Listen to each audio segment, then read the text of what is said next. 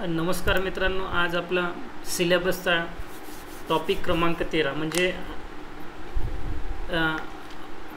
ऐतिहासिक अभ्यासक्रम आणि जे सेक्शन वाईज आपल्या इतिहासाचे भाग केलेले आहे तसा विचार करता हा जो टॉपिक नंबर 13 आहे हा आपला खऱ्या अर्थानं आता मध्ययुगाच्या इतिहासाला आपली सुरुवात झालेली आहे, ज्यामध्ये प्रारंभिक मध्ययुगीन भारत हा आपला या ठिकाणचा पहिला टॉपिक आहे. म्हणजे मध्ययुगीन भारतात आता आपण प्रवेश केलेला आहे. बस एवढी एक आयडिया टाईमलाईनवर आपल्या डोक्यात फिट करायची आणि इथून आता पुढं पाहायचं. एका मिनटात आपण क्विक रिवाईज करून घेऊ. आपण मध्यपाषाण काळ पाहिला, त्यानंतर त्याचा कालावधी पाहिला, त्यानंतर पहिल्यांदा शेती पाहिली, त्यानंतर हडप्पा संस्कृती पाहिली, त्यानंतर आर्याचं आगमन पाहिलं भारतीय संस्कृतीमध्ये, त्यानंतर त्याच्या सिद्धांत पाहिले, त्यानंतर वैदिक काळ बघितला. वैदिक काळानंतर आपण जो आला उत्तर वैदिक काळ तो बघितला.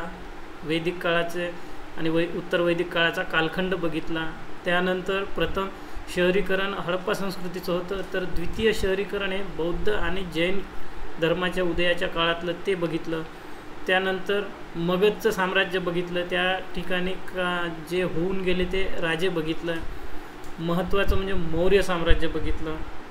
मौर्यानंतर जे वेगवेगळे विकेंद्रीकृत राज्य आले ते बघितले. त्यानंतर मोठं एक पुन्हा साम्राज्य बघितलं, गुप्त साम्राज्य बघितलं. त्यानंतर गुप्तानंतर पुन्हा भारतामध्ये दोन सेक्शन आले होते आपले, वायव्येकडील साम्राज्य शक, कुशाण, क्षत्रप, आणि त्याच्यानंतर 9वा टॉपिक होता आपला दक्षिण भारतातील, ज्यामध्ये सातवाहन, वाकाटक, त्यानंतर चालुक्य व पल्लव, आणि त्याच्यानंतर आपण मग जे उर्वरित छोटे छोटे राज्य आहे ज्यामध्ये कदंब आहे, त्यानंतर चोल, चेर, पांड्य आहेत. त्यानंतर उत्तरेकडील जो त्रिपार्टाईट स्ट्रगल आहे, त्रिपक्षीय संघर्ष आहे, ज्यामध्ये गुर्जर प्रतिहार होते, बंगालचे पाल होते, आणि त्यानंतर महाराष्ट्रातले राष्ट्रकूट होते. हा त्रिपक्षीय संघर्ष बघितला. इथपर्यंत आपण आलो.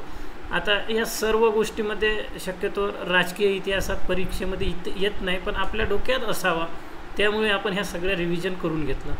आता आपल्याला इसवी सन 750 ते इसवी सन 1200च्या दरम्यान भारताची, म्हणजे आता मध्ययुगात आपण आलो तर प्रारंभिक मध्ययुगात भारताची राज्यव्यवस्था कशी होती ते पाहायचं आहे.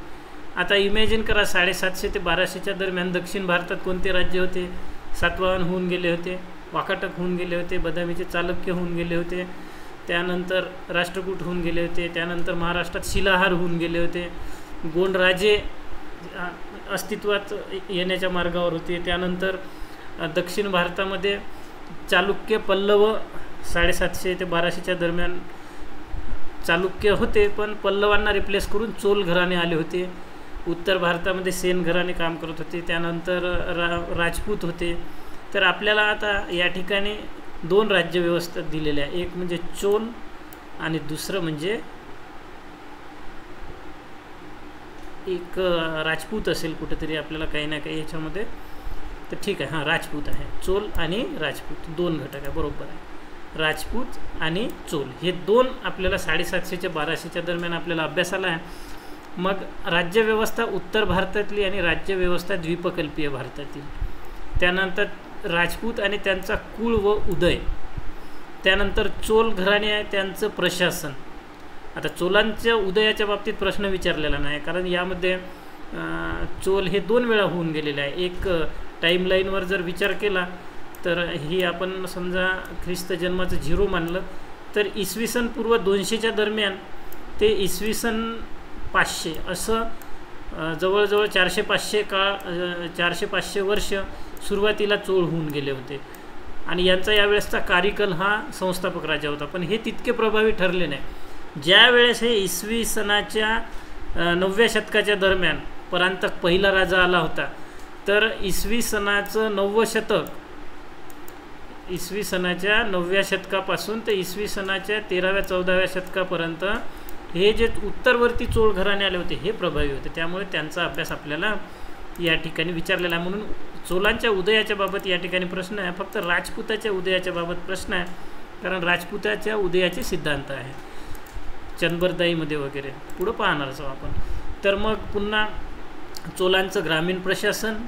आता हे नेमकं आपले PM साहेबांनी उत्तर मेरूर शिलालेखाचा त्यांच्या भाषणात उल्लेख केला होता, त्यामुळे चोलांचं प्रशासन खूप न्यूजमध्ये आहे. तर हा GSमध्ये तर 100% प्रश्न येणारच आहे, पण कोण जाणे आपल्याला ऑप्शनलमध्ये सुद्धा पेपर 1-2 किंवा पेपर 1मध्ये येणार हा प्रश्न. त्यानंतर चोलांची समाजव्यवस्था, भारतीय सरंजामशाही हा खूप महत्त्वाचा टॉपिक आहे. इतक्या वेळा प्रश्न आलेले आहे की आपण PYQमध्ये पाहू आता. त्यानंतर कृषीप्रधान अर्थव्यवस्था, नागरी वसाहत, व्यापार व वाणिज्य, हे सगळं चोळकालीन आहे. त्यानंतर आता या 750 ते 1200च्या दरम्यानचा समाज कसा होता, ब्राह्मणांची स्थिती कशी होती, नवीन समाजव्यवस्था व स्त्रियांची स्थिती कशी होती, भारतीय विज्ञान व तंत्रज्ञान कशा प्रकारचं होतं. तर भारतीय विज्ञान आणि तंत्रज्ञानाची ओळख आपण या आधीच्या सेक्शनमध्ये ऑलरेडी करून घेतलेली आहे, या काळातली 750 ते 1200च्या दरम्यानची. तर चला तर मग हे राजपूत आणि चोल घराणे आणि सरंजामशाहीच्या या टॉपिकमध्ये 13 नंबरच्या मध्ययुगाचा पहिला टॉपिक कोणकोणते प्रश्न आलेले आहेत.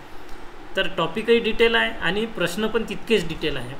तर अगदी 2021-22चा प्रश्न, सेम प्रश्न 2012मध्ये आला, सेम प्रश्न 2009मध्ये आला, म्हणजे पहा कितीदा रिपीट झालेला आहे. प्रश्न आहे सरंजामशाहीचे वेगवेगळे टप्पे डिस्कस करायचे आहे, वेगवेगळे दृष्टिकोन द्यायचे आहे आणि शेवटी आपलं मत मांडायचं आहे, म्हणजे सरंजामशाही कशा कशा टप्प्यातून इव्हॉल्व्ह झाली. त्यानंतर या सरंजामशाहीचा भारतीय राजकीय व्यवस्थेवर कसा प्रभाव झाला ते ॲनालाइज करायचं आहे. त्यानंतर पुढचा प्रश्न आहे भूमी अनुदान, त्याच्यासाठी सिंचनाचा कसा हातभार लागला ते द्यायचं. भूमी अनुदान जे मिळालं त्याच्यासाठी सिंचनाचा हातभार कसा लागला, 2 कीवर्ड. त्यानंतर पुढचा आहे 2018ला आलेला समाजाची जाती आणि लिंग आधारित स्वरूप कसं बदलत गेलं ते लिहायचं आहे, म्हणजे समाजावर प्रश्न आलेला आहे. म्हणजे पहा आता कोणकोणते 3 सेक्शन झाले, सरंजामशाही, त्यानंतर सिंचन आणि त्यानंतर समाजव्यवस्था. पुढचा प्रश्न आहे चोळकालीन स्थानिक स्वराज्य संस्थेचं स्वरूप कसं होतं. पुन्हा उत्तर मेरूरचा शिलालेख आला जिथं चोळकालीन सभेचा उल्लेख आहे.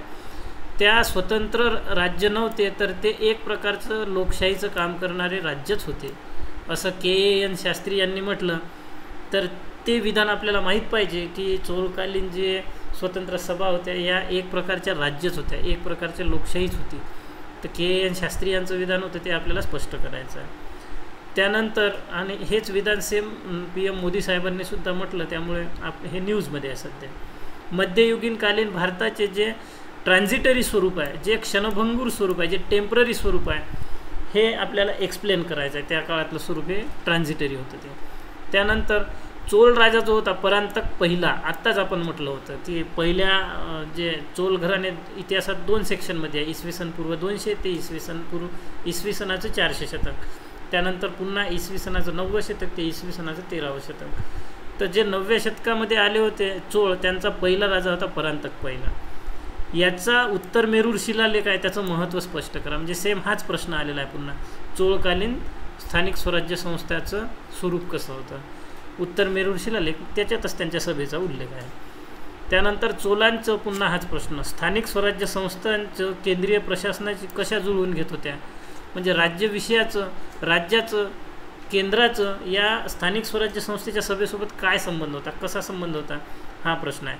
त्यानंतर पुढचा आहे मध्ययुगीन भारतातील सरंजामशाहीचं प्रसाराचे समर्थन, आजच्या जमीन मालकीचे पुरावे करतात. जी आजची जमिनीची मालकी आहे ही एक प्रकारची त्यावेळेसच्या सरंजामशाहीचंच प्रसार होतं, हे आपल्याला स्पष्ट करायचं आहे.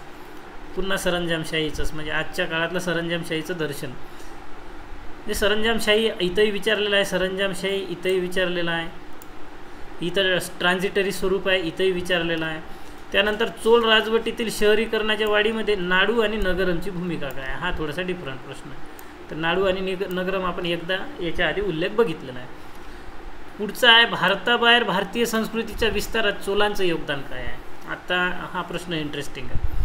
त्यानंतर गुप्त राजांनी इसवी सन 1200 गुप्त काळ ते इसवी सनाचा 1200 काळ, म्हणजे सरळ 600-700 वर्षाचा काळ, यामध्ये जे भूमी अनुदान मिळालं त्यामुळे सामाजिक आर्थिक स्थिती बदलत गेली. तर हे मूल्यांकन करायचं आहे आपल्याला. पूर्वीची जे व्यावसायिक अर्थव्यवस्था होती ती मध्ययुगीन अशक्त अर्थव्यवस्था बनली. तर असं का झालं हे विचारलेलं आहे, अर्थव्यवस्थेचा प्रश्न विचारलेला आहे, कारणं विचारलेले. त्यानंतर भारतीय प्रशासकीय व्यवस्था उच्च पातळीवर होती चोळ काळात, तिथली प्रशासकीय व्यवस्था द्यायची आहे, म्हणजे पुन्हा उत्तर मेरूर शिलालेख आला. त्यानंतर सामंत प्रणाली कशी होती यावर निबंध लिहायचा आहे. त्यानंतर राजपुतांची सामाजिक रचना कशी होती यावर निबंध लिहायचा आहे. पुन्हा हर्षाच्या मृत्यूपासून मुस्लिमांच्या विजयापर्यंत मध्य भारतातील समाजाचा आढावा घ्या. त्यानंतर 750 ते 1200च्या दरम्यान जमीन सनद जी होती, लँड चार्टर, उत्तर भारतातलं लँड चार्टर, जमीन भूमी अनुदान, याबाबत आपल्याला निबंध नोंद घ्यायची आहे.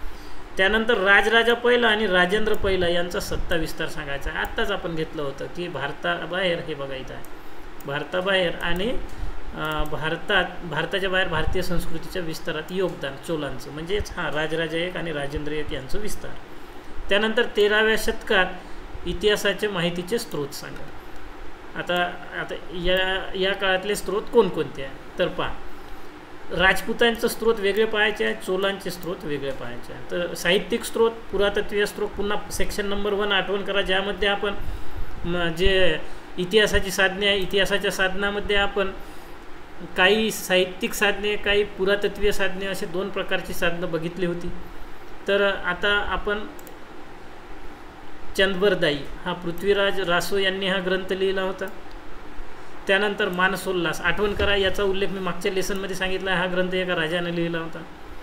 त्यानंतर नीतिवाक्यामृत, त्यानंतर पृथ्वीराज रासो, चंदबरदाई, त्यानंतर अपराजित पृच्छा, वीर मित्रोदय आणि इंदोरचा एक ताम्रपट आहे ज्यावर भूमी अनुदान दिल्याचे उल्लेख आहे. हे सगळे राजपुतांची माहिती देणारे आपले साधनं आहे.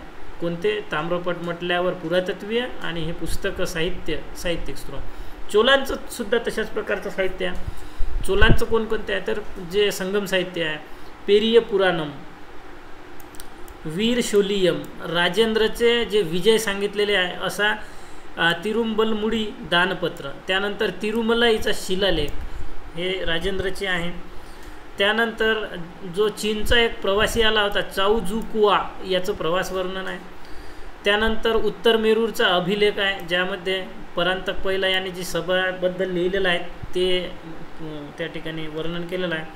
आणि परांतक पहिल्यानंतर आलेला जो राजराजा पहिला याचा तंजावर अभिलेख आहे, म्हणजे परांतक पहिला ज्यानं स्थापना केली त्याचा उत्तर मेरूर शिलालेख. त्यानंतर आलेला महत्त्वाचा राजा राजराज पहिला, तंजावर अभिलेख त्याची माहिती देणारे. त्यानंतर राजराजचा मुलगा राजेंद्र पहिला आला होता, त्याचे विजय अभिलेख सांगणारे तिरुमलाईचा अभिलेख आहे. त्यानंतर तिरुबलमुंडीचा दानपत्र आहे. हे आपल्याकडे स्रोत आहे. 10 मिनटं आपले PYQ आणि सिलेबस अंडरस्टँडिंगमध्ये गेले, पण एकदा का सिलेबस समजला, PYQ लक्षात आले की आपल्याला अभ्यास काय करायचा आणि काय सोडायचं हे आपल्याला लक्षात आलं असेल. म्हणजे काय काय आपल्याला अभ्यासात विचारलेलं आहे तर सरळ आणि सोपं आहे. सामंतीकरण विचारलेलं आहे, सामंत कशाला म्हणतो ते. त्यानंतर सभा, चोलांच्या वेगवेगळ्या सभा विचारलेल्या आहे. त्यानंतर राजपुताचा उदय विचारलेला आहे, राजपुताचा समाज विचारलेला आहे. त्यानंतर चोलांची अर्थव्यवस्था विचारलेली. या 4-5 टॉपिक याच्यावर विचारलेले आहे. वारंवार 30-40 प्रश्न आत्तापर्यंत याच्यावरच आलेले आहे, या 4-5 टॉपिकवर. तर चला मग आता आपण सुरुवात करूया सामंतशाहीचा उदय आणि सामंत कशाला म्हणायचं त्याचे दृष्टिकोन. तर थोडक्यात आपण जर असा हा ट्रायंगल काढला एक, तर वरच्या एकदम सर्वोच्च ठिकाणी राजा आणि एकदम खालच्या ठिकाणी आपली ब्रिचारी प्रजा, तुम्ही आम्ही, आणि जो मधातला मध्यस्थ वर्ग आला होता हा होता सामंत वर्ग. म्हणजे हा आपल्याकडून धनधान्य काय कर वगैरे जमा करायचा आणि हा राजाकडे किती द्यायचा, आता हे आपण अंदाज लावू शकतो. तर अशा प्रकारची ही व्यवस्था होती सामंतशाहीची. तर सामंत कशाला म्हणायचं तर सामंत म्हणजे पूर्व मध्ययुगात एखादा शासक भूमी मालकास राजाकडून राजकीय आर्थिक विशेषाधिकार जो मिळत होता असा पदाधिकारी होय. म्हणजे एखाद्या शासक एक राजा त्याच्या जवळच्या व्यक्तीला किंवा एखाद्या दुसऱ्या त्याच्या छोट्या राजाला काही आर्थिक विशेषाधिकार, राजकीय विशेषाधिकार देत होता, न्यायिक अधिकार देत होता, प्रशासकीय अधिकार देत होता आणि त्याला त्याच्या अंतर्गत प्रशासकीय, न्यायिक, सैनिक सगळे कामं करण्याचे अधिकार राहत होते. हा जो व्यक्ती होता हाच म्हणजे सामंत होय. त्यानंतर मग या सामंताचा उदय कसा झाला या बाबतीत वेगवेगळे दृष्टिकोन आहे. तर पहिल्यांदा आर्य शर्मा त्यांच्या इंडियन फ्युडलिझम या ग्रंथामध्ये सामंताचा उदय कसा झाला याबद्दल सांगतात. तर ते म्हणतात की राजांनी प्रशासकीय कारणाने आणि धार्मिक उद्देशाने वेतने लक्षात घेऊन भूमी अनुदानं दिली. हे जे भूमी अनुदानं दिली हे कशासाठी दिली होती, तर सैनिक प्रशासन वेळोवेळी सहकार्य मिळावं म्हणून राजांनी भूमी अनुदान दिलं. एखाद्या अधिकाऱ्यानं प्रशासन व्यवस्थित पाहावं म्हणून भूमी अनुदान दिलं. एखाद्या ब्राह्मणाला श्रमणाला भूमी अनुदान दिलं. आणि यातून जो वर्ग निर्माण झाला हा म्हणजे सामंत होय, असं आर एस शर्मा यांनी म्हटलेलं आहे. आणि दुसरेसुद्धा यांनी पुरावे सांगितलेले आहे की कलियुग नावाच्या संकल्पना समोर आल्या, त्यामुळे या लोकांना महत्त्व प्राप्त झालं. आणि पुरातत्वीय पुरावेसुद्धा मिळालेले आहे की ज्यामध्ये या भूमी अनुदानाचा आणि सामंताचा उल्लेख आहे. जसं की आत्ताच आपण इसवी सन 397चा इंदोरचा ताम्रपट म्हटलं, ज्यामध्ये असा उल्लेख आहे की जे अनुदान राजाकडून एखाद्या सामंताला मिळालं त्यातला तो काही भाग त्याच्या हाताखालच्या कोणालाही तो देऊ शकतो. म्हणजे सामंताचं उपसामंतीकरण असा प्रकारसुद्धा या काळात सुरू झाला आणि यातूनच हे सामंत उदयास आले. हा झाला आर एस शर्मा यांचा मार्क्सवादी दृष्टिकोन. तर दुसरा एक दृष्टिकोन आहे सामंताचा उदय कसा झाला, ते हे व्ही डी चट्टोपाध्याय यांनी मांडलेलं आहे. हे काय म्हणतात की शहरीकरण नष्ट झालं, व्यापार नष्ट झाला, त्यामुळे मग भूमी अनुदान देऊन प्रशासन किंवा सैन्य अधिकारी यांना भूमी अनुदान द्यावं लागलं सरकार चालवण्यासाठी. यातून सामंतांचा उदय झाला असं जे आर एस शर्मा यांनी म्हटलं हे योग्य नसून भूमी अनुदान जे द्यावं लागलं त्यातून क्षेत्रीय विविधता निर्माण झाली, म्हणजे पॉझिटिव्ह पद्धतीने यांनी मांडलं व्ही डी चट्टोपाध्याय यांनी. आणि क्षेत्रीय वैधता जेव्हा यांना प्राप्त झाली यातून कृषीचा विस्तार झाला. कृषीचा विस्तार झाला तर हे जे छोटे छोटे सामंत होते हे हळूहळू वैभवशाली बनले आणि त्यांच्यावरील जो राजा यांच्या सामर्थ्यात वाढ झाली, घट झाली नाही, असं व्ही डी चट्टोपाध्याय यांनी सामंतवादाच्या उदयाबद्दल दृष्टिकोन मांडला. म्हणजे यांनी सांगितलं की सामंतीकरणामुळे राजाच्या सत्तेत घट झाली नाही, राजाच्या सत्तेत वाढ झाली, कारण यांना क्षेत्रीय विविधता मिळाली आणि कृषीचा विस्तार झाला. तर आर एस शर्मा यांनी दुसरंच मांडलं होतं की व्यापाराचा सगळा ऱ्हास झाला होता, नुकसान झालं होतं, त्यामुळे प्रशासन चालवण्यासाठी राजांनी भूमी अनुदान दिलं, त्यातून सामंताचा उदय झाला. तर हरिवंश मुखिया यांनी सुद्धा एक मत मांडलेलं आहे. यांनी म्हणलं काय आहे की आर एस शर्मा यांनी युरोपीय सामंतवादाची व्याख्या केलेली आहे. जसं की युरोपीय सामंतवादाला भांडवलवादाचं समर्थन होतं, ते नफ्याने प्रेरित होऊन भांडवलवाद त्या ठिकाणी होता, कारण तिथली लोकसंख्या कमी होती. पण भारतात लोकसंख्या भरपूर असल्याने इथे त्या प्रकारचं जबरदस्तीचं दासप्रथा किंवा मजुरी असं नव्हतं, कारण लोकसंख्या भरपूर असल्यानं काम करणारे खूप मिळून जायचे. त्यामुळे युरोपीय सामंतवाद आणि भारतीय सामंतवाद यामध्ये फरक आहे. भारतीय सामंतवाद नफ्याने प्रेरित नाही आहे, युरोपीय सामंतवाद मात्र नफ्याने प्रेरित आहे. आणि भारतीय सामंतवादात असे नियंत्रण दिसत नाही. अशा प्रकारचं हरिवंशराय मुखिया यांनी भारतीय सामंतवादाच्या उदयाबद्दल सांगितलेलं आहे. मग भारतीय सामंतवाद जे राजाच्या अंतर्गत होते, या भारतीय सामंतवादाचं कोणकोणतं वैशिष्ट्य आहे, तर पहिलं वैशिष्ट्य आहे राजकीय विकेंद्रीकरण. पहिलं वैशिष्ट्य आहे राजकीय विकेंद्रीकरण. त्यानंतर राजा आणि शेतकऱ्यांच्या दरम्यान हा सामंत मध्यस्थ होता, आत्ताच आपण बघितला आहे जो ट्रायंगल काढून.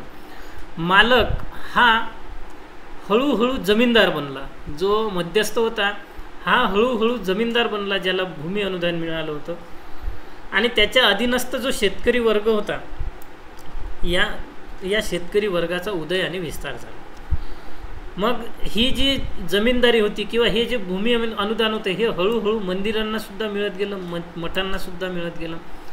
आणि या मठांचा या मंदिरांचा पुढं शिक्षणाचे केंद्र म्हणून विकास झाला. जसं की कांचीपुरम आहे तामिळनाडूमधलं, पल्लवाच्या काळात यांचा विकास झाला. त्यानंतर शिल्पकार व कारागीर यांचंसुद्धा हळूहळू सामंतीकरण झालं, कारण यांनासुद्धा नंतर त्या सामंताच्या अंतर्गत काम करावं लागायचं. या उलट जर आपण मौर्य काळात या शिल्पकारांचा कारागिरांचा अभ्यास केला तर बौद्ध साहित्य असं म्हणतात की 64 प्रकारच्या कला, 18 प्रकारचे शिल्प हे बौद्ध संघामध्ये शिक्षण मिळत होतं. त्या ठिकाणी की त्या बौद्ध केंद्रावर यांचं शिक्षण मिळत होतं आणि सर्वांना ते उपलब्ध होतं जातीपातीच्या भेदापलीकडे. त्यानंतर उपसामंतीकरणसुद्धा या काळात घडून आलं, जसं की इंदोरचा ताम्रपट आत्ताच आपण बोललो. त्यानंतर राजपुतांनी सामंतवादाच्या वैशिष्ट्यात थोडीशी वेगळी भर घातली. यांनी काय केलं, आधी जे ब्राह्मणांना, प्रशासकीय अधिकाऱ्यांना किंवा महसूल गोळा करणाऱ्या लोकांना भूमी अनुदान दिलं जात होतं, तर राजपुतांनी फक्त रक्तसंबंधित लोकांनाच भूमी अनुदान देणं चालू केलं होतं. आता याचं कारण आपल्याला राजपुतांचा उदय कसा झाला या ठिकाणी सापडेल.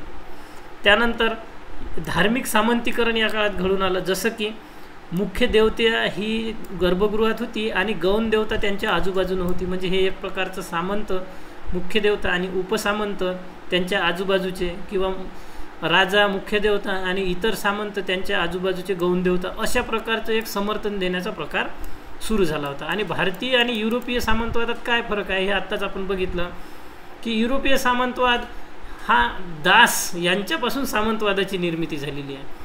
कारण या ठिकाणी लोकसंख्या कमी होती, त्यामुळे दासांना बंधक स्वरूपामध्ये इथं दर्जा होता. म्हणजे त्या दासांना शेती सोडून जाता येत नव्हतं. या उलट भारतात लोकसंख्या इतकी जास्त आहे की दासांना बंधक बनवण्याची गरज नव्हती. त्यामुळे सामंतवाद हा खुल्या स्वरूपात होता. राजाकडून भूमी अनुदानमध्ये मिळालं की त्यानंतर त्यांना वाटत होते ते शेती दास मिळून जायचे, किंवा युद्धबंदी यांच्याकडून शेती विकसित करून घ्यायचे. मग युरोपीय सामंतवादाचा उद्देश हा नफा मिळवणे, उत्पन्न मिळवणे हाच होता. मात्र भारतीय सामंतवादाच्या बाबतीमध्ये शेतीचा विकास करणे, अतिरिक्त उत्पन्न करणे असे विविध उद्देश होते. युरोपीय सामंतवादात शोषक सामंतवाद सिद्ध झाला पुढे, पण भारताचा सामंतवाद मात्र तितका शोषक नसून अर्ध सामंतवाद याला म्हणता येते. युरोपामध्ये त्यावेळीपर्यंत, ज्यावेळीपर्यंत सामंतवादाचा उदय झाला होता, त्यावेळी तिची शेती पाहिजे त्या प्रमाणात विकसित झाली नव्हती, विस्तार झाला नव्हता. पण भारतीय शेतीचा विकास हा आपण या आधीच्या 2-3 लेसनमध्ये उल्लेख बघितला की जे मनुस्मृती आहे त्यामध्ये सुद्धा त्यांनी सांगितलं की ब्राह्मणांनी अशा ठिकाणी भूमी अनुदान स्वीकारावं ज्या ठिकाणी याआधी शेतीचा विकास झालेला नाही, तर त्या ठिकाणी भूमी विकसित आधीच होऊन गेलेली. त्यामुळे भारतीय सामंतवाद आणि युरोपीय सामंतवादात फरक आहे. आपण आत्ताच बघितलं होतं की समाजाची रचना जर घेतली आपण, तर सर्वोच्च ठिकाणी राजा घेतलेला आहे, सगळ्या ठिकाणी माझ्यासारखी तुमच्यासारखी प्रजा आहे आणि आपल्या मधात सामंत आहे. तर याच्यावरून तुम्ही आजच्या काळातली कल्पना करा, CM आणि PM साहेब हे मधातले आमदार खासदार मंत्री साहेब आणि आम्ही साधी जनता, म्हणजे किती मिळतं जुळतं आहे प्राचीन काळातील, मध्ययुगीन काळातील आणि आजच्या काळातील. एक साधा विचार करतो म्हटलं तर. त्यानंतर पुढचं आहे सामंतशाहीचे प्रेरक घटक किंवा सामंतवादाच्या उदयाचे टप्पे कोणकोणते होते. हा प्रश्न खूप वेळा येऊन गेलेला आहे. हे जे प्रश्न लिहिलेले आहे आणि 4-5 वेळा येऊन गेलेला आहे, GS मध्येही आलेले आहे. त्यानंतर पहा आता सामंतवादाच्या विजयाचे कोणते आहेत. तर समुद्रगुप्ताचा जो विजय आहे, ज्याला आपण प्रयाग प्रशस्ती म्हणतो, कोणी लिहिलेली आहे आठवण करा आणि कमेंट बॉक्समध्ये सांगा, कारण खूप वेळा मी सांगितलेलं आहे प्रयाग प्रशस्तीबद्दल. या ठिकाणी प्रयाग प्रशस्तीमध्ये समुद्रगुप्ताच्या विजयामध्ये उल्लेख केलेला आहे की राज्यविजय आणि धर्मविजयाने एखाद्या राजाला आपण पराभूत केलं तर त्या शासकाला त्याचं राज्य परत केलेलं आहे आणि त्या संबंधित राज्यास मांडलिकत्व स्वीकारायला लावलं, त्याला सामंताचा दर्जा दिला आणि त्याच्या परिणामात हा जो जिंकलेला राजा आहे यानं वेगवेगळ्या पदव्या धारण केल्या, जसं की महाराजाधिराज, त्यानंतर महाधिपती, चक्रवर्ती, दिग्विजय अशा प्रकारच्या वेगवेगळ्या पदव्या धारण केल्या आणि स्वतःचं आपण राज्यात महाराजात आहोत, या राजांचा राज्य आहोत असे सिद्ध केलं. म्हणजे पहिलं प्रेरक घटक कोणता आहे का आपण चक्रवर्ती बनायचं आणि बाकीच्या राजांना आपलं मांडलिक ठेवायचं. दुसरं आहे विदेशी आक्रमण होत गेले आणि राजकीय विकेंद्रीकरण घडत गेले, जसं की हुनांचं आक्रमण झालं होतं, ते गुजरात आणि वायव्य भारतामध्ये स्थायिक झाले होते, माळव्यामध्ये स्थायिक झाले होते. पुढे सातवाहनांनी त्यांना पळवून लावलं तर मग ते इक्ष्वाकूंची जागा घेऊन अमरावती परिसरात स्थिर झाले होते. त्यानंतर शक आणि कुशाणांनी पराभूत राज्यासुद्धा अधीनस्थ शासकाचा दर्जा दिला होता. मग अशा प्रकारे विदेशी आक्रमण झाले, त्यातूनसुद्धा राजकीय विकेंद्रीकरण होऊन सामंतशाही वाढत गेली. तिसरं आहे भूमी अनुदान मिळत गेलं आणि त्यातून सामंतशाही वाढत गेली, जसं की इंदोरचा ताम्रपट इसवी 327 आहे.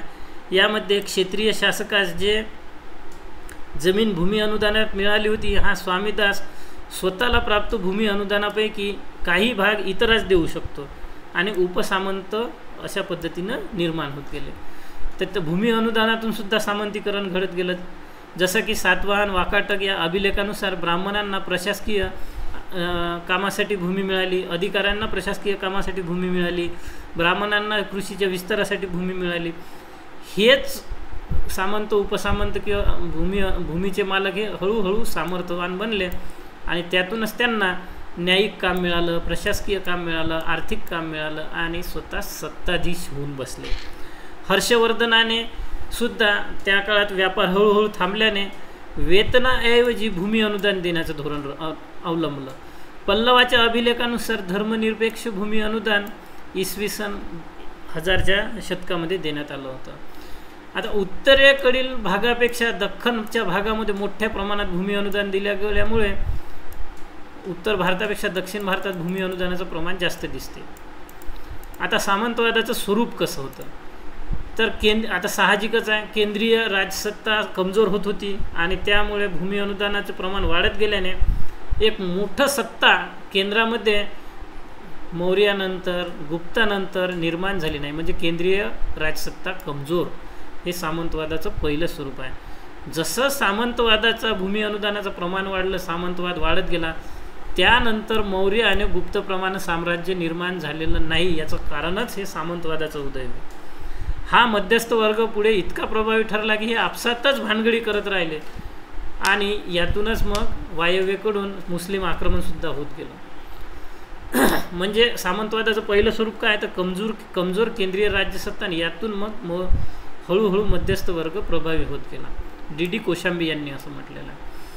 सामंतावर अधिसत्ता प्रस्थापित करण्यासाठी मग या राजांनी महाराजाधिराज, परमभट्टारक अशा पदव्या धारण केल्या. या सामंतांना भूमीऐवजी महसुलाची मालकी होती. प्रारंभिक भूमीची मालकी नव्हती, महसुलाची मालकी होती. पण ही भूमी हळूहळू, कारण राजे बदलत गेले, मग ही भूमी त्या संबंधित सामंतास वंशानुगत, म्हणजे एका वंशाकडून पुढच्या वंशाकडे आपोआप मिळत गेली आणि हे मग भूमी मालक जन्मजात भूमी मालक बनले. क्षेत्रीय शासकाची यांना मग हळूहळू वैधता प्राप्त झाली, असं व्ही डी चट्टोपाध्याय म्हणतात. त्यानंतर आर एस शर्मा म्हणतात की ज्यांना भूमी अनुदान मिळत गेले, आत्ताच आपण बघितलं, हे लोक हळूहळू नंतर न्यायदानाचं काम करत, प्रशासकीय कामं करत, जसं की कर गोळा करणं, सैनिक अभियानाच्या वेळी सैन्यसुद्धा पाठवत होते. म्हणजे हे सगळे कामं नंतर हे सामंत करू लागले. पण काही गोष्टी राजाच्या पूर्व परवानगीशिवाय यांना करता येत नव्हतं. जसं की सामंताला संपत्तीची वाढ करायची असेल तर राजाला सांगावं लागत. जर सामंताला स्वतःची नाणी पाडायची असेल, काही व्यवहार करायचे असेल तर राजाला सांगायचं. सामंताला छोट्या पदव्या घ्यायच्या असेल, ठाकूर, राणा, पाटील इत्यादी प्रकार, तर ते सुद्धा त्याला राजाला सांगावं लागायचं. जर समजा राजाची एखादा कार्यक्रम असेल, वाढदिवस असेल, केक कापासाठी या असं जर म्हटलं तर ते सामंताला त्या ठिकाणी यस सर म्हणून म्हणायला जावं लागत होतं. तर या काळातला समाज कसा होता, मग जे सामंताचा काळ आहे, तर सामंताच्या काळातला समाज कसा होता, तर आता आपल्याला एक आयडिया आली की कशा प्रकारची भूमी अनुदान मिळत गेलं. त्यातून मग हे जे सामंत होते हे उपसामंत निर्माण करत गेले. या लोकांनी हळूहळू स्वतःची सत्ता इतकी मजबूत करत गेले की वंशानुगत जमिनीचे मालक होत गेले. मग समाज कसा असेल, तर सामंतीकरण आणि उपसामंतीकरणमुळे शेतकऱ्यांचं प्रचंड शोषण होत होतं. त्यानंतर आताच आपण बघितलं की उपसामंतीकरणसुद्धा होत गेलं, म्हणजे जमिनीचे, मोठ्या जमिनीचे, छोटे जमिनीचे तुकडेसुद्धा होत गेले. मग हे जे सामंत आहे, हे सामंत हळूहळू प्रशासकीय अधिकारसुद्धा यांच्याकडे होते आणि वंशानुगत हे अधिकार जेव्हा मिळतात त्यावेळी हे लोक प्रचंड घातक सामान्य लोकांसाठी ठरत गेले, कारण हे मनमानी पद्धतीनं कर गोळा करत होता. त्यानंतर ब्राह्मणास भूमी अनुदान जे मिळालं, हे ब्राह्मण हळूहळू शेतकऱ्यांना बंधक बनवून ठेवू लागले. असं सेन घराण्याच्या बाबतीत बंगालमध्ये घडलं. म्हणजे ब्राह्मणांना मिळालेली भूमी, हे लोक जे शेतकरी तिथं काम करत होते, यातूनच वेठबिगारीची पद्धतसुद्धा निर्माण झाली असं आपल्याला म्हणता येते. राष्ट्रकूट, प्रतिहार, पाल या सामंतांना प्रशासकीय अधिकारसुद्धा मिळाले. नंतर राजपुतांनी 84 गावाचा एक एकक तयार केला होता आणि हा एकक त्यांच्या रक्तसंबंधियांना दिला होता. याच्या बदल्यात राजपुतांचे जे रक्तसंबंधी होते, ज्यांना अनुदान मिळालं होतं भूमीचं, यांना सैन्य पुरवावे लागत होते. यामुळे मग हे जे मध्यस्थी करणारे 84 गावाच्या समूहाचं भूमी अनुदान घेणारे जे मोठमोठे सरदार आहे, 84 गाव म्हणजे आज एक प्रकारचा एक तालुका झाला, जवळजवळ 100 गावाचा एक तालुका होतो. एवढ्या मोठ्या गावाचा जर तो सरदार आहे एका तालुक्याचा, तहसीलदार, तर त्यावेळी मध्यस्थी करण्यासाठी त्याला वेळोवेळी उत्पन्न शेतकऱ्यांकडून घेऊन त्याच्या राजाकडे, मालकाकडे जमा करावं लागत होतं. मग यातून हे सरंजामदार स्वतःसाठी सुद्धा काही काढून ठेवत असेल आणि हळूहळू हेच लोक नंतर पुढे गब्बर होत गेले. त्यानंतर पुढचा आहे आपला मुद्दा, राजपुतांचा उदय कसा झाला. तर राजपुतांच्या उदयाबाबत वेगवेगळे सिद्धांत आहे, पण प्रारंभी राजपूत या शब्दाचा अर्थ पहा. राज अधिक पूत म्हणजे पुत्र, राजपुत्र, राजाचा पुत्र म्हणजे राजपुत्र, राजपूत. हा शब्द तसा पाहिल्यास व्यक्तिवाचक शब्द आहे, वरवर पाहता. पण हा जो व्यक्तिवाचक शब्द आहे हा हळूहळू वंशानिगत जेव्हा बनत गेला तेव्हा तो जातीवाचक बनत गेला. मग यातूनच ही एक जात अशा प्रकारच्या शब्दाची निर्मिती होत गेली. मग उत्पत्तीच्या सिद्धांत पहा आता कोणकोणत्या. पहिला सिद्धांत आहे टॉड, कर्नल टॉड आणि कनिंघम या इंग्रज विद्वानांनी मांडलेला आहे. यांचा सिद्धांत आहे देशी व विदेशी आक्रमणाचा सिद्धांत. हे म्हणतात की शक आणि कुशाण, हून इत्यादी टोळ्या भारतात आक्रमण करून आले. नंतर हे लोक भारतात स्थायी झाले. यांनी बरेच वर्ष राज्य केलं, जवळजवळ 400 वर्ष. या लोकांना भारतातील स्थानिक लोकांनी स्वीकारलं, त्यांचं राजत्व स्वीकारलं, त्यांना मानसन्मान मिळाला, संपत्ती मिळाली. मग यांच्या जे संतान पुढच्या पिढीत निर्माण झाली हे म्हणजेच राजपूत होय, आणि यांनाच क्षत्रिय स्थान पुढे प्राप्त होत गेले. यातूनच नवीन राजपुताचा वर्ग पुढे आला. हा सिद्धांत कर्नल टॉड आणि कनिंघम म्हणजे थोडक्यात हे लोक शक कुशाणहून यांची संतान आहे असं यांचं म्हणणं होतं. पुढचा सिद्धांत आहे चंदवरदाई यांनी पृथ्वीराज रासो या त्यांच्या साहित्याकृतीमध्ये लिहिलेला आहे. याला अग्निकुल सिद्धांत म्हणतात. यामध्ये त्यांना असं म्हटलेलं आहे चंदवरदाईनं की परशुरामांनी क्षत्रियाचा पूर्ण नाश केल्यानंतर समाजात अव्यवस्था माजली. मग ही अव्यवस्था दूर करण्यासाठी ब्रह्मानं एक आदेश काढला आणि त्या आदेशातून माउंट अबूवर यज्ञ झाला आणि या अग्नीच्या अग्निकुंडातून राजपुतांची निर्मिती झाली समाजाची अव्यवस्था दूर करण्यासाठी. तर असा जो सिद्धांत आहे हा पृथ्वीराज रासोमध्ये चंदवरदाईनं मांडलेला आहे. पुढचा आहे की आता या सगळ्या गोष्टीचं विश्लेषण केलं की विदेशी आले, शक कुशाण हून आले, त्यानंतर या चंदवरदाईंनी सांगितलं की समाजाची व्यवस्था लावण्यासाठी अग्निकुंडातून निर्माण झाले. या सगळ्या गोष्टीचं विश्लेषण केल्यावर एक गोष्ट आपल्याला लक्षात येते की राजपुताची निर्मिती ही काही कोणत्याही एका घटनेचा परिणाम नाही, ह्या वेगवेगळ्या घटनेचा परिणाम होतो. कोणकोणत्या घटना होत्या? राजकीय प्रक्रिया, आर्थिक प्रक्रिया, सामाजिक प्रक्रिया, यातून राजपुतांची निर्मिती झाली. मग कशी झाली? राजकीय प्रक्रिया कोणती होती? तर सरदारांना भूमी अनुदान मिळत गेले. मग या सरदारांना भूमी अनुदान मिळाल्यावर यांनी काय केलं, त्यातल्या भूमिकेपैकी थोडीशी भूमी त्यांच्या हाताखालील सरदारांना दिली, जसं आपण इंदोरचा अभिलेख बघितला. मग या सरदारांनी काय केलं, या उपसामंताच्या मदतीनं किल्ले निर्माण केले, सैन्य ठेवले, प्रशासन पाहिलं, कर जमा केलं आणि यातून यांच्याकडे संपत्ती जमा होत गेली. आर्थिक प्रक्रिया कशी झाली? आता यांच्याकडे भूमी अनुदानातून कृषीचा विस्तार झाला, संपत्ती जमा झाली. मग यांचं जे मूळ आहे ह्या मुळाच्या बाबतीत तर कन्फ्युजन आहे. मग यांनी समाजात स्वतःचं स्थान उच्च आणि स्थिर ठेवण्यासाठी ब्राह्मणांचं सहकार्य घेतलं. त्यानंतर सामाजिक प्रक्रिया कशी होती? तर या ब्राह्मणांचं सहकार्य घेतल्यानंतर राजपुतांनी वैवाहिक संबंध जोडून सामाजिक उच्च स्थान प्राप्त करण्यासाठी सामाजिक एकीकरणाची प्रक्रिया स्वीकारली. जसं की प्रतिहार राजा हरिश्चंद्र यांनी 2 विवाह केले होते असं म्हटले जातं. यापैकी यांची एक पत्नी क्षत्रिय होती तर दुसरी पत्नी ब्राह्मण होती. म्हणजे अशा प्रकारे राजपुतांनी स्वतःचं स्थानसुद्धा समाजात श्रेष्ठ ठेवण्यासाठी ब्राह्मणांच्या सहकार्याने राजसत्ता सांभाळली, ब्राह्मणांनासुद्धा सत्तेत सांभाळून घेतलं आणि स्वतःलासुद्धा सत्तेमध्ये मेंटेन केलं. मग अशा प्रकारे राजपुतांच्या उदयाला एक सिद्धांत कारणीभूत नाही तर अनेक सिद्धांत, अनेक प्रक्रिया कारणीभूत आहे. मग या राजपुतांचं पुढे पतन कसं झालं? तर पतनाच्या बाबतीतसुद्धा वेगवेगळी कारणं आहे. पराजयाचे तात्कालिक कारण, आर्थिक कारण, राजकीय कारण, सैनिकी कारण, असे अनेक कारणं आहेत. त्यामुळे कोणतंही एक कारण आपल्याला म्हणता येत नाही. तर राजकीय कारण कोणतं होतं? तर त्यावेळी काय झालं होतं, सामंत आले त्यामुळे बहुराज्य व्यवस्था निर्माण झाली होती. मग हे लोक इतके एकमेकासोबत भेदभाव करायचे, इतके भानगडखोर लोक झाले होते की आपसी मतभेद संघर्ष भयंकर होता. आता मागच्या लेसनमध्ये आपण त्रिपार्टाईट त्रिकोणी संघर्ष बघितला होता. इकडच्या बाजूनं पाल, इकडच्या बाजूनं प्रतिहार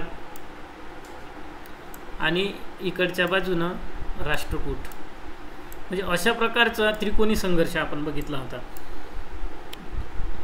आणि हे त्रिकोणी संघर्ष ज्यावेळेस इकडच्या बाजूनं तो अरब आक्रमण होतं, मुस्लिम आक्रमण झाले, त्यावेळी यांना ते थांबवण्याचा प्रयत्न केला, पण या दोघांनी याला मदत नाही केली. ज्यावेळी या राष्ट्रकूटांनी थोपवण्याचा प्रयत्न केला, पण उर्वरित दोघांनी मदत नाही केली. अशा प्रकारचे हे एकमेकासोबत फुटीरतावादीनं एकमेकांचे शत्रू होऊन बसले होते. त्यामुळे बहुराज्य व्यवस्था निर्माण झाली आणि हळूहळू या राजपूतांचं पतन होत गेलं. आता याच्यापैकी हे राजपूत फक्त प्रतिहार गुर्जर असावे. प्रशासकीय कारण कोणतं होतं पाहता, तुर्कांची जी इक्तेदारी पद्धती होती भूमी अनुदानाची, यामध्ये केंद्रीकरणाकडे कल होता. पण राजपूतांची जी सामंतवादाची प्रक्रिया होती ही विकेंद्रीकरणाची होती. म्हणजे तुर्क जे आले हे केंद्रीकृत व्यवस्थेनं प्रेरित झालेले होते, फुटीरतेच्या तत्वांना नव्हते. पण आपले जे सामंत होते हे फुटीरतेच्या तत्वावर काम करत होते, त्यामुळे सुद्धा यांचा पतन झालं. सामाजिक तत्व कोणते होते, तर सवर्ण आणि जात व्यवस्थेने हिंदू समाजाची गतिशीलता कमी झाली होती. तो समाज एका ठिकाणी तुंबल्या गेला होता, विकास होत नव्हता. पण तुलनेनं मुस्लिम समाजात गतिशीलता बरी होती, तुलनेनं बरी होती. कारण हे लोक इतक्या जातीच्या व्यवस्थेनं एकमेकापासून दूर झाले नव्हते, मग त्याच्यामुळे त्यांना प्रगतीची संधी होती. कारण हे लोक उच्च पदावर सुद्धा त्यांच्या सेनेमध्ये जाऊ शकत होते. मग हे यांना प्रगतीची संधी असल्याने, गतिशीलता असल्याने युद्धामध्ये सुद्धा चढ्याओढीनं हे लोक युद्ध खेळायचे, पुढे जायचे. यांच्यामध्ये जे अब्बासी खलिफा वगैरे ते त्यांनी मग जे तुर्क टोळ्या होत्या, या तुर्क टोळ्यांनी सुद्धा त्यांच्या मदतीने मुस्लिम धर्म स्वीकारून पुढे हळूहळू स्वतःच्या राज्याचा विस्तार केला. आणि प्रचंड महत्त्वाकांक्षी तुर्क होते. त्यामुळे मग त्यांच्या तुलनेत राजपूत काही कमी लढाकू नव्हते, हे सुद्धा भरपूर लढाऊ होते. पण सामंतीकरणाची ही अशी विकेंद्रीकृत प्रक्रिया होती की हे लोक एकमेकांसोबत संघर्ष करत राहिले, एक होऊ शकले. त्यामुळे इतके लढाऊ असूनसुद्धा ते तुर्कांना पराभूत नाही करू शकले. म्हणजे लढाई कमी जास्त होत राहिली, पण अल्टिमेटली परिणामात मागे पडले राजपूत. भौगोलिक कारणसुद्धा होतं. राजपूत जिंकल्यास त्यांना लाभ काहीच नव्हता, कारण लढाई कुठं होती, लढाई होती आपल्या भारतामध्ये. आणि हे जे तुर्क आहे हे का भारतातले होते का, हे इकडून कुठून तरी आले होते, लढाई भारतात होती. म्हणजे भारतातले राजे जिंकले, त्यांना काहीच फायदा नव्हता. पण हे का तुर्क जिंकले, ही लढाई जर तुर्क जिंकले तर त्यांना या राजपूतांचं सगळंच मिळत होतं किंवा इतर राजांचं सगळंच मिळत होतं. त्यामुळे हे जे तुर्क होते हे म्हणजे ईर्षेनं लढायचे. पण जे स्थानिक होते राजे आपले राजपूत वगैरे, हे तितकी ईर्ष्या होती, कारण यांना लाभ काहीच नव्हता जिंकल्यास. सैनिकी कारणसुद्धा होते. घोड्यावर बसून तिरंदाजी करण्यात तुर्क योद्धे एक्सपर्ट झाले होते. त्या तुलनेनं भारतातील घोडेस्वारी किंवा भारतात घोडे नैसर्गिक पद्धतीनं न आढळल्यामुळे आपल्या इथं ती प्रक्रिया गतिशील तुर्कप्रमाणे त्या प्रकारे नव्हती. थोडक्यात रणांगणात मृत्यू मानणेसुद्धा तुर्क योद्धे आदर्श मानत होते. त्या प्रकारची संकल्पना भारतीय जे लढाई करणारे योद्धे होते त्यांच्यामध्ये ही भावना विकसित झाली नव्हती. म्हणजे असे बेसिक फरक असल्यामुळे हळूहळू राजपूतांचं पतन होत गेलं. राजपूतांचे रक्षात्मक धोरण. मोहम्मद गजनवीच्या मृत्यूनंतर कमजोर उत्तराधिकाऱ्यांनी पंजाबातून पळवले नाही. त्या राजपूतांनी स्वतःला संरक्षित ठेवण्याचा प्रयत्न केला. वास्तविक मोहम्मद गजनवीच्या मृत्यूनंतर कमजोर उत्तराधिकारी होते जे मोहम्मद गजनवी, त्यांना पळवू शकले असते, पण एक नसल्यामुळे हे पळवू शकले नाही. त्यानंतर जी गुप्तचर यंत्रणा या तुर्कांनी डेव्हलप केली होती ती यांनी केली नाही राजपूतांनी, त्यामुळे हे मागं पडले. अशा पद्धतीनं राजपूतांचं पतन झालं होतं. आता पुढचं आहे चोल राज्य. चोल राज्याचं आता पहा, चोल राज्याचं हे आहे चोलांचं मूळ साम्राज्य. पल्लव गेल्यानंतर मग त्यांनी हळूहळू इकडे पांड्यकडे, त्यानंतर इकडं श्रीलंकेमध्ये, त्यानंतर इकडं जावा इंडोनेशिया या भागामध्ये इकडे सुद्धा चोलांचा विस्तार होता. पण चोलांचं मूळ साम्राज्य या ठिकाणी होतं आणि हे जे आहे उर्वरित या ठिकाणी चोलांचा प्रभाव होता. जिंकलं होतं त्यांनी, पण प्रत्यक्ष शासन करत नव्हते. त्यांचं प्रभाव होता इकडे बंगाल, गंगेचं खोरं, जिथं त्यांनी गंगाई कोंडचोलपुरम राजेंद्र प्रथमनं पदवी घेतली होती.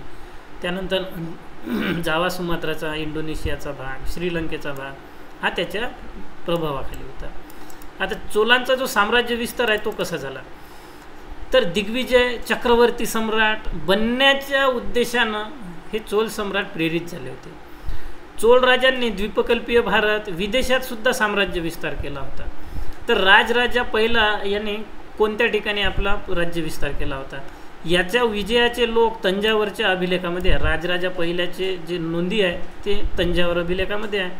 आणि याचा जो मुलगा आहे राजेंद्र पहिला, याच्या विजयाच्या नोंदी तिरुबलमुंडी दानपत्रामध्ये, तिरुमलाई शिलालेखामध्ये. तिरुमलाई नाव लक्षात राहील, तंजावरसुद्धा लक्षात राहील. त्यानंतर या राजराजा पहिल्याने पाहतात, त्याचा राज्याभिषेकानंतर 29व्या वर्षी त्यानं पांड्य, चेर, श्रीलंकेचा विजय केला होता. मग जे महावंश आहे, महावंशमध्ये सुद्धा याची पुष्टी करणारी नोंद आहे. म्हणजे श्रीलंका राजराजा पहिल्याने जिंकलं होतं, कारण महावंशात नोंद आहे. त्यानंतर चेर राजा जो होता, ज्याला केरळपुत्र म्हणतात, असं रवी वर्मा, यालासुद्धा यानं पराभूत केलं होतं. पांड्याचा मयूरभुजंग राजा यालासुद्धा पराभूत केलं होतं. याचं पुष्टीकरण करणारं तिरुवलंगाडू अभिलेख, या ठिकाणचे नाव फार कठीण आहे, पण वारंवार वाचलं तर कदाचित लक्षात राहून जाईल. श्रीलंकेवर आक्रमण करण्याचा राजराज चोळचा काय उद्देश होता, तर या ठिकाणी अरबी व्यापारी होते, यांच्यावर नियंत्रण मिळवण्यासाठी यानं आक्रमण केलं होतं. आणि मुम्मादी चोल पदवी त्या ठिकाणी घेतली होती त्यानं. कलिंग विजय मिळवला होता राजराजा पहिल्यानं. आता कलिंग विजय इथपर्यंतच हा थांबला होता, आणि पुढे गंगेच्या खोऱ्यात जे विजय मिळवला तो मात्र त्याचा मुलगा राजेंद्र प्रथम यांच्याकडेच होते. तर राजेंद्र प्रथमनं कुठं घेतलं. आता राजराजा पहिल्याच्या बाबतीत आपण आत्ताच म्हटलं होतं, फक्त ते कलिंगाच्या बाबत मर्यादित होतं आणि त्याचा शिलालेख बघितला. त्यानंतर राजेंद्र पहिल्याचा तिरुमलाई शिलालेख. मग यांना श्रीलंकेवर राजराजा पहिल्याने विजय मिळवला होता, श्रीलंकेवर विजय राजराजा दुसऱ्याने मिळवला. मग या पहिल्या राजाचं पुष्टीकरण महावंशमध्ये आहे, तर राजेंद्र पहिल्याचं पुष्टीकरण करंदाई ताम्रपटामध्ये आहे. आणि करंद नावाचं जे राज्य होतं त्यावेळेस ते श्रीलंकेच्या राज्याला म्हणायचं, त्यांची राजधानी होती अनुराधापूर. मग यावेळेस राजेंद्र पहिल्यानं कदराकोंड नावाची पदवी धारण केली. याच्या आधी आपण 2 पदव्या बघितल्या होत्या, पल्लव राजानं, चालुक्य राजानं. कांचीकोंड आणि वातापीकोंड हे पदव्या यांनी धारण केल्या. तसं यानं कदराकोंड पदवी धारण केली होती. मग जो महिंद पंचम राजा जो आहे, याला 12 वर्ष बंदी करून ठेवलं होतं, असं महावंशामध्ये सुद्धा उल्लेख आहे. म्हणजे राजराजा पहिला आणि राजेंद्र पहिला दोघांनी श्रीलंकेवर विजय मिळवला होता. चालुक्य राजा जो होता यालासुद्धा यानं पराभूत केलं होतं, गंगा खोऱ्यात सुद्धा गेला होता, बंगाल विजयसुद्धा मिळवला होता. म्हणजे कलिंग विजयापर्यंत राजराजा पहिला होता, त्याच्याही पुढे बंगाल विजय राजेंद्र पहिल्यानं गेला होता. आणि याच वेळी यानं गंगाई कोंडचोलपुरम घेतली होती. राजेंद्र पहिल्यानं 2 पदव्या घेतल्या, कदराकोंड, गंगाई कोंडचोलपुरम. मग या चोळ राजांना साम्राज्यवादाचं प्रेरणा कुठून मिळवते, यांचा दृष्टिकोन काय होता. पहिलं होतं यांना दिग्विजय चक्रवर्ती सम्राट बनायचं होतं. आणि गंगा खोऱ्यातील जे पराभूत राजे आहे, असं म्हटलं जाते की त्या राजांनी डोक्यावर घागरीत पाणी आणून जे चोलगंग तलाव बनवला होता या राजेंद्र पहिल्यानं, या ठिकाणी पाणी टाकायला लावलं होतं. म्हणजे इतके भयानक हे चोळ राजे होते. त्यानंतर या लोकांचा दुसरा उद्देश लूटमार करणे हा सुद्धा होता. गंगा खोऱ्यात राजेंद्र पहिला गेल्यानंतर त्याने येताना भरपूर सोने नाणे तिथून आणले, आणि यातूनच त्यानं गंगाई कोंडचोलपुरम हे मंदिर बांधलं होतं. त्यानंतर आता यांचा परिसर जर पाहतो म्हटलं तुम्हाला आत्ताच दाखवला, तर जो म्हैसूरचा भाग आहे चोळांचा, तो म्हैसूरचा भाग म्हणजेच यांचा भाग होय. तर व्यापारी उद्देशानं सुद्धा हे लोक साम्राज्य विस्तार करतात. जसं श्रीलंकेमध्ये अरबी व्यापाऱ्यांवर नियंत्रण मिळवण्यासाठी यांनी आक्रमण केलं होतं. पुढचं आहे आता चोलांचं प्रशासन कसं होतं. तर जे बायझेंटाईन साम्राज्य आहे, तर बायझेंटाईन साम्राज्याप्रमाणे केंद्रात केंद्रीकरण आणि जे स्थानिक गावात ग्रामपातळीवर स्वायत्त प्रशासन, अशा प्रकारचं एक आदर्श प्रकारचं प्रशासन होतं चोलांचं. मग केंद्रीय प्रशासन केंद्रीकृत होतं, राजा सर्वोच्च होता, राजपदाचं दैवीकरण केलं होतं. म्हणजेच मंदिरामध्ये पदव्या तर घेतल्याच उत्तर भारतीय राजाप्रमाणे, पण मंदिरात स्वतःच्या मूर्तीच बसवल्या या राजांनी, चोळ राजांनी. आणि गावाचा जो मुखिया होता याचं सहकार्य घेऊन त्या परिसरात, त्या क्षेत्रामध्ये वर्चस्व कायम ठेवण्याचं काम केलं. यासाठी पुरोहिताचं सुद्धा सहकार्य घेतलं. मग राजा सर्वोच्च जरी असला, दैवी जरी असला, तरी त्याचे जे ऑर्डर आहे, त्यानं काढलेला जो आदेश आहे, या आदेशावर प्रतिस्वाक्षरी, जी आता इंग्लंडमध्ये काउंटरसाईन नावानं मंत्र्याच्या आदेशावर तिथचा सचिव काउंटरसाईन करतो, त्याचप्रमाणे या केंद्रीय चोळ राजाच्या आदेशावर ओलई कुट्टम नावाचा अधिकारी प्रतिस्वाक्षरी करायचा आणि त्यानंतर याची प्रिंट होऊन वेगवेगळ्या विभागात जात होती. त्यानंतर काही उच्च अधिकारी होते, पेरुंदामम आणि सुरुंदानम. तर पेरुंदानम हे उच्च अधिकारी, तर सेरुंदानम हे निम्न अधिकारी होते. या लोकांचे काम त्या पद्धतीने विभागित केलेले होते.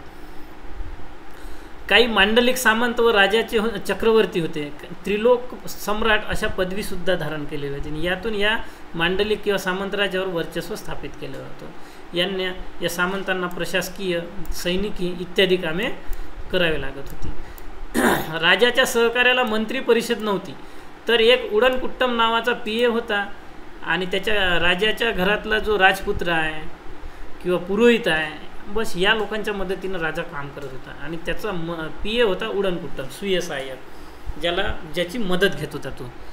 त्यानंतर अधिकारी व सामंतांना भूराजस्व दिले, नगद वेतन यांनी दिले नाही. मग थोडक्यात रचना काय होती, तर सर्वात व राजा होता, किंवा आपण एकदम गावातून जाऊया, सगळ्यात खाली छोटंसं खेडं होतं कुर्रम नावाचं, याच्यावर एक मोठं नगर होतं ज्याला नाडू म्हटलं जाते, त्याच्यावर प्रांत होता ज्याला मंडलम म्हटलं, आणि सर्वात वर राजाचं प्रशासन होतं, राजा.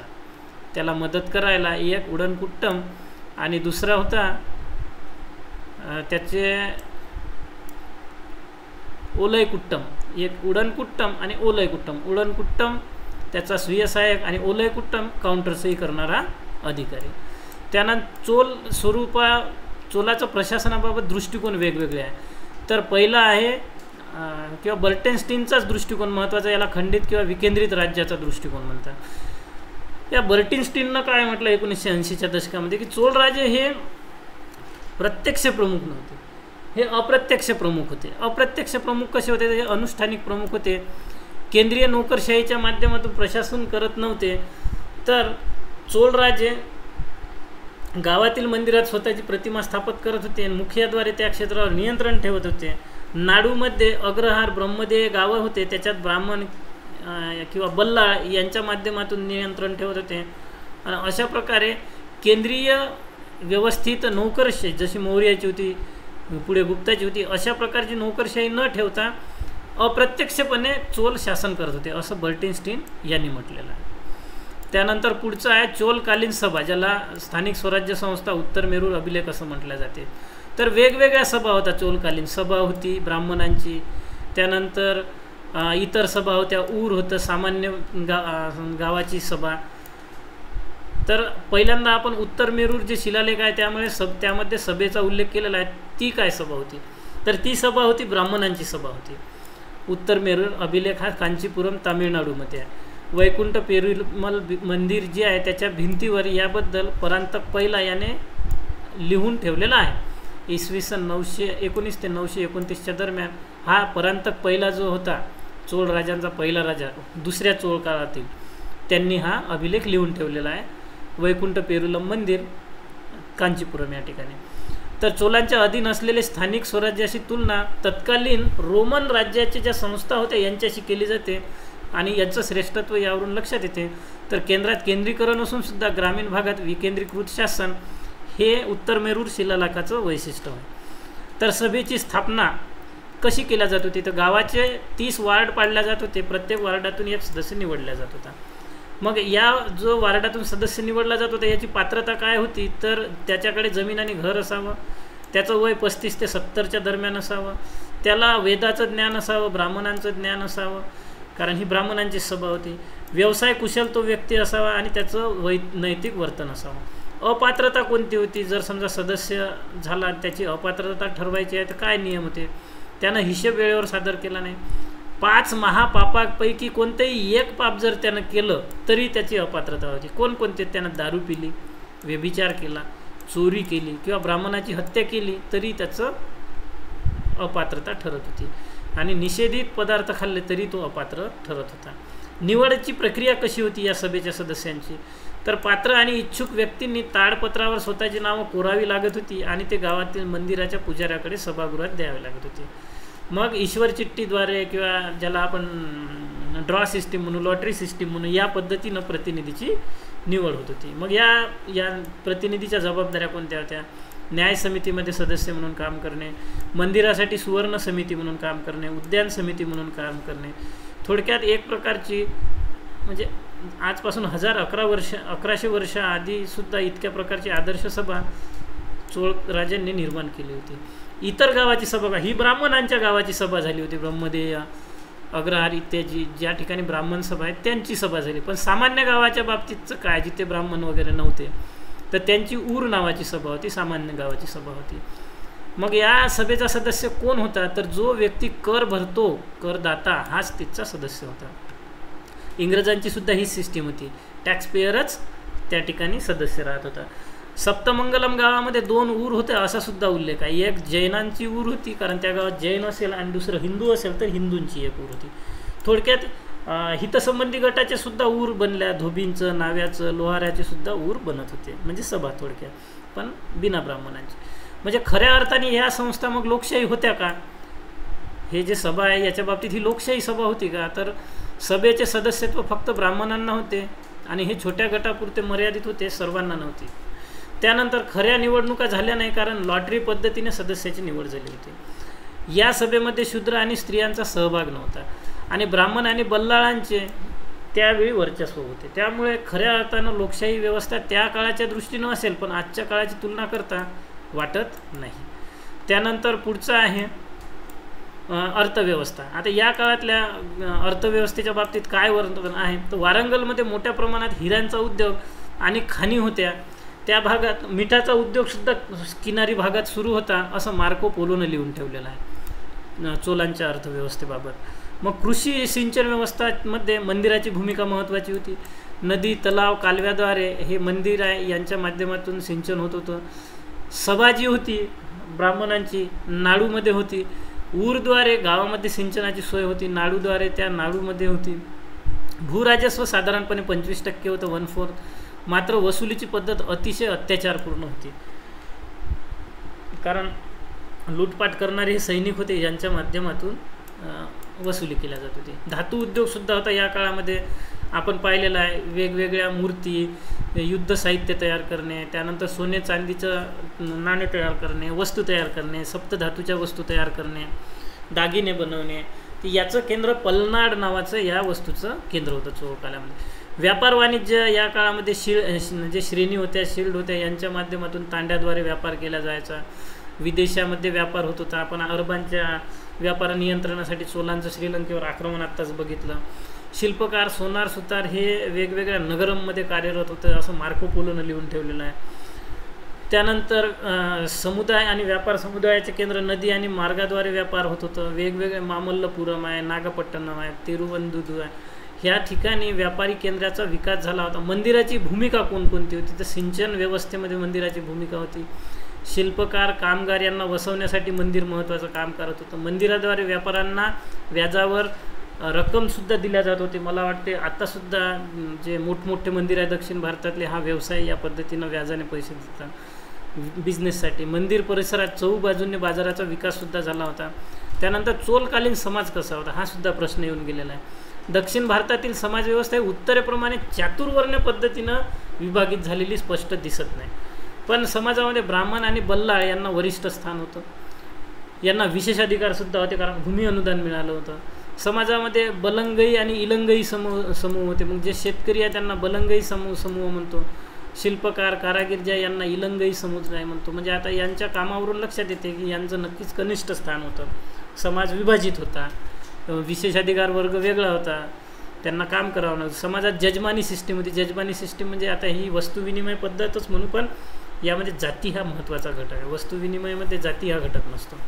तर आपल्या गरजेची वस्तू एखाद्या जातीतील व्यक्ती दुसऱ्या जातीतील किंवा इतरांना देऊन देवाणघेवाण करून आपल्या गरजा पूर्ण करतात. म्हणजे वरिष्ठ जाती ज्या आहे, बेल्लाळ आहे, बल्लाळ आहे, ब्राह्मण आहे, ह्या इलंगई आणि बलंगई यांच्याकडून सेवा करून घ्यायच्या, जसं लोहार, कुंभार, नावी, धोबी यांच्याकडून कामं करून घ्यायचे, याच्या बदल्यात काही वस्तू द्यायचे. ही जी सिस्टीम होती ही जजमानी सिस्टीम होती. शूद्र यांची समाजामध्ये स्थान काय होतं, तर उत्तरेकडील दर्जाप्रमाणे अपवित्र स्थान दक्षिणेत नव्हते, उत्तरेत भयंकर होते. हे आपण बघितलेलं आहे. ह्युयन संघनं जे वर्णन केलं होतं काडी वाजवत जायचं, हे सुद्धा आपण बघितलेलं आहे. तर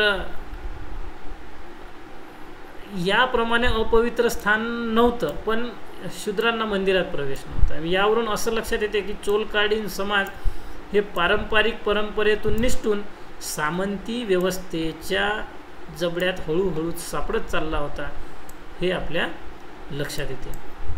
सांस्कृतिक योगदान चोलांचं काय आहे झालं, आता हा लास्ट पॉईंट आहे आपला. तर सगळ्यात महत्त्वाचं म्हणजे चोल शासकांनी साम्राज्यवादी महत्त्वाकांक्षा पूर्ण करत करत सांस्कृतिक उत्थानात रुची दाखवली.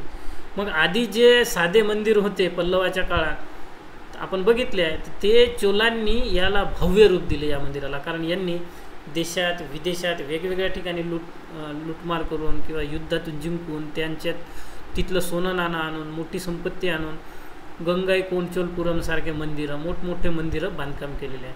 मग या मंदिराला शिखर होतं, विस्तृत विमान होतं, गर्भगृह विस्तृत होतं, मंडप होता, एंट्रन्स होतं गोपुरम, असे भव्य दिव्य स्वरूप या मंदिरांना दिलं.